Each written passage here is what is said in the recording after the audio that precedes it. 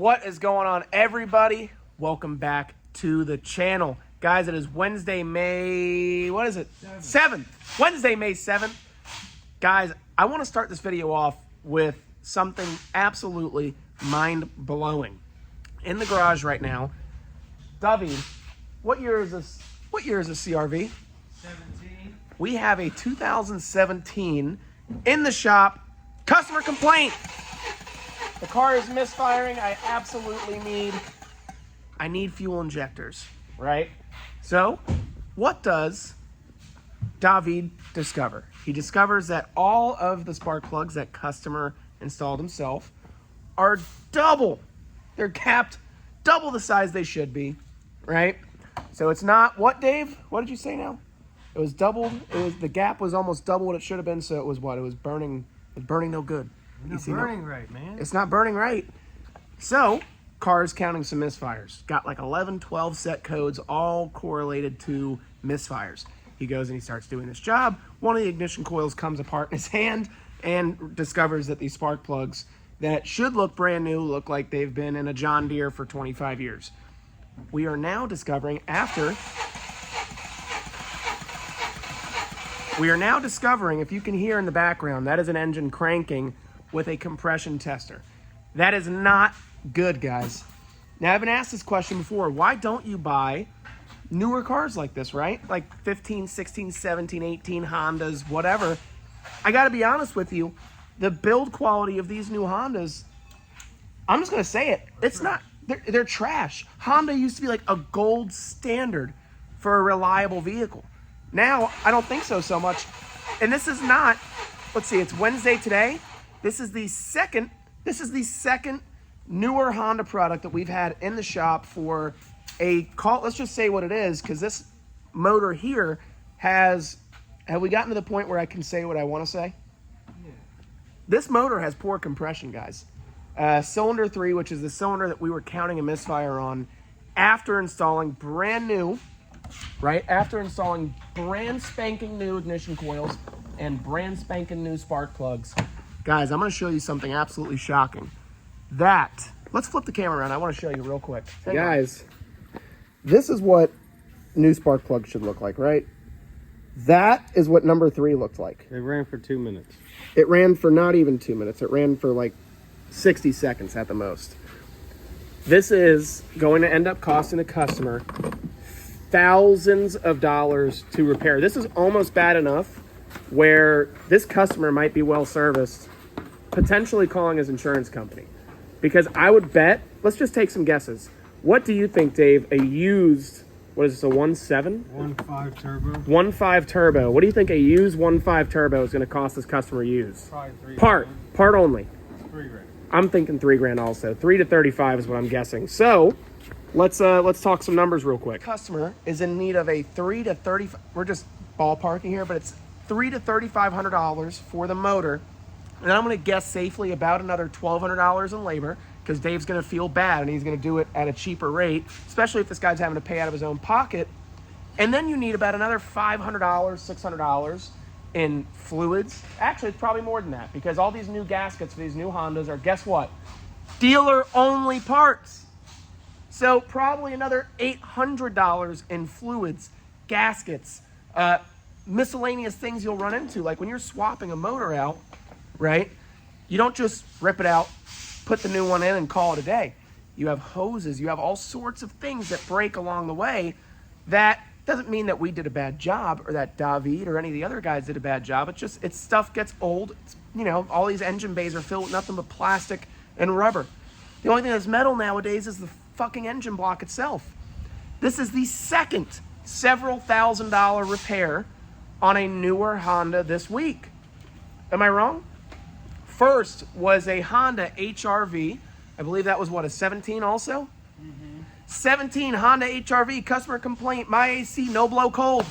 Well, guess what? That's a $1,000 compressor. Compressor is $1,000 then. Let's hold on. Whoa.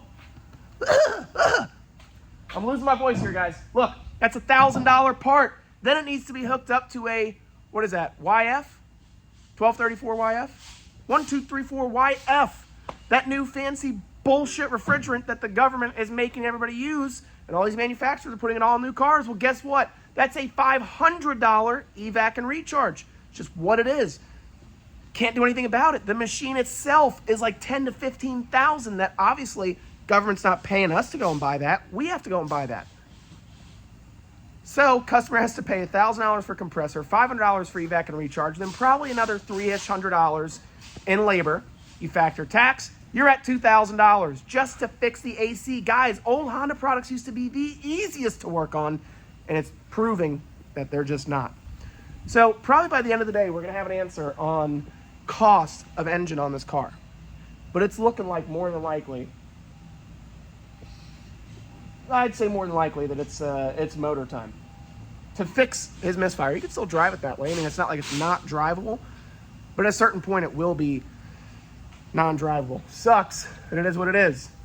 So, that being said, we're starting off the day nice and perfect with the broken new Honda product. So, keep that in mind if you guys are out there shopping, not the best vehicles to purchase. Also, I want to shamelessly plug that D&D Service and Sales, and then Dave, he operates as DT Motors. It's a little different, but we're all the same.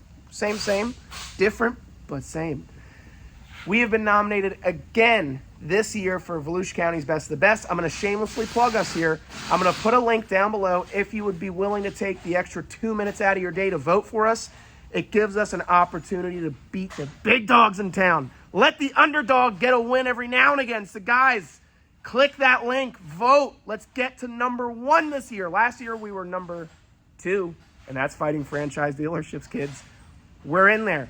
So guys, stay tuned. We have a lot of good content coming your way, and we should have a little update on this CRV. We feel bad for this customer, but this is the reality of new vehicles. They are just not there.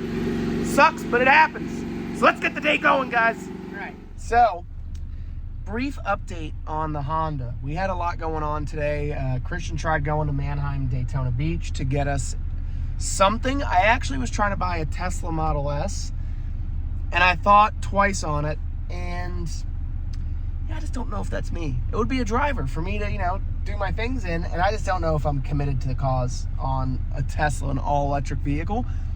But the Honda CR-V that we were pretty certain had poor compression, we removed all of the spark plugs from the motor to get us equal pressure readings all the way around, and we had 120 PSI, pretty much average once we retested. So the compression was good, but it needs injectors. It's a direct injected, I think 1.7 turbo. It is a $500 kit, about $500 worth of labor. So it's about $1,000, $1,200 repair. That's our second one in a week. What we have to do now is I have to go to Home Depot, get a couple of things for the house, and then hopefully here in a minute, we have a customer coming in for our Infiniti QX60, but we're damn near sold out. We really don't have a lot of vehicles right now. I think so far the number is 12. We've sold 12 cars so far this month, which is, that's 4 less than we did the entire month of April. So I'd say we're doing pretty good. But guys, we're gonna try hard to at least get one more. It just blows my mind that something like these new Hondas just have so many weird, expensive fixes. Also, I don't know if you guys even want to hear about this. I'm gonna tell you anyway, right? Because it kind of drives me nuts, right? I might actually, now that I'm thinking about it, I might include it in the thumbnail of this video, the name of this video. JP Morgan Chase, who I recently switched to, okay, for my business banking, has been charging me, and I could be wrong on this by maybe $1, but JP Morgan Chase, for all of their business banking accounts across the board, you can have $500,000 or $50,000 in a business checking account. You are not allowed to deposit more than $20,000 in cash through a teller. If you do so, you will be charged, I believe the fee was $2.50 per every 1,000. So I have accumulated about $400 roughly worth of these bullshit fees that Chase decided to impose. If you'll notice, I had to stitch that video a little bit there, guys. I was going to say something I didn't really want to say. They still have most of my money, so I don't want to say anything too bad about them. But I'd like to know your comments down below. I have never, ever in a million years heard of a bank charging a cash handling fee. And then they tried telling me this morning, or yesterday rather, well, if you put it through the ATM, you won't get charged those fees. I'm like, okay, I'll try it out. So this morning we sold, what did we sell? We sold, I want to say we sold 3 cars yesterday, right?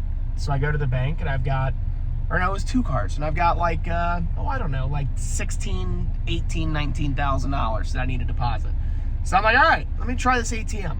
Complete horseshit, guys. Complete horseshit. And the guy's like, well, I don't know what to tell you. Maybe we're not the right bank for you. No kidding. Like, why? What is the... So, I guess the way that I'm seeing this, they don't pay their employees enough as it is. And then to make up for it, because I'm using my account, they then charge me a cash handling fee. It's a service fee. It is not a free service at Chase to have somebody deposit money into your account. I can't figure that out. So, now that I am thinking about it, I am going to put it in the thumbnail that Chase Bank charges for cash deposits, which is not a lie. That is absolutely, unequivocally true. Sad, but true. So we're going to go to Home Depot, get a couple of things that we need, and then we're going to follow up and see if maybe we can sell one more car today. But customer did have halfway good news on the Honda CR-V.